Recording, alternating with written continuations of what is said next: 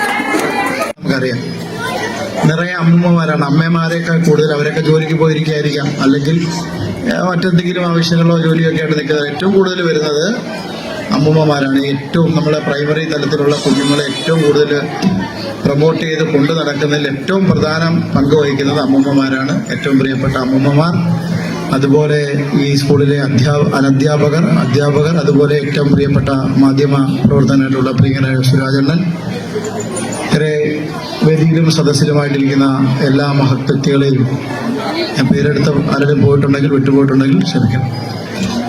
വളരെ സന്തോഷകരമായ ഒരു ദിവസമാണ് ചൈതന്യ സ്കൂളിനെ സംബന്ധിച്ച്. ഇവിടെ സ്വാഗത പ്രസംഗിക സൂചിപ്പിച്ചതുപോലെ 27ാമത് വർഷം പൂർത്തീകരിക്കുന്ന ഈ സ്കൂളിന്റെ എല്ലാവിധ പ്രവർത്തനങ്ങളും നാടിന്റെ നന്മയ്ക്കും കിഴക്കൻ മേഖലയിലെ പുനലൂർ ടൗണിലേക്ക് വരാതെ തന്നെ നമ്മുടെ വാളക്കോട് പാലത്തിനിപ്പുറം ഈസ്റ്റ് മേഖലയിൽ വളരെ ഗംഭീരമായി പ്രവർത്തിക്കുന്ന ഒരു സ്കൂളാണ് നമ്മുടെ ചൈതന്യ സ്കൂൾ. രജനി രാജീവ് സ്വാഗതം പറഞ്ഞ ചടങ്ങിൽ PTA പ്രസിഡന്റ് M സനു അധ്യക്ഷനായി. ബീന റിപ്പോർട്ടും അവതരിപ്പിച്ചു. സ്കൂൾ മാനേജർ K സുകുമാരൻ പതാക ഉയർത്തിയതോടെയാണ് പരിപാടികൾക്ക് തുടക്കമായത്. തുടർന്ന് വിവിധ മേഖലകളിൽ മികവ് തെളിയിച്ചവർക്കുള്ള അവാർഡ് വിതരണവും നടന്നു. തുടർന്ന് കുട്ടികളുടെ വിവിധ കലാപരിപാടികളും അരങ്ങേറി.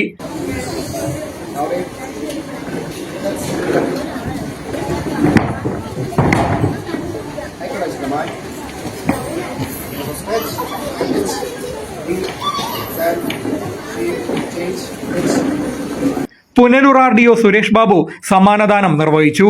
പരിപാടിയിൽ ഷാജിദ സുധീർ, PK ഹരിത, AR പ്രേംരാജ്, സജിത ഷാജൻ, RK അനിത എന്നിവർ സംസാരിച്ചു. ജുമൈല ഷിബു നന്ദിയും രേഖപ്പെടുത്തി. Fox TV news Punalur.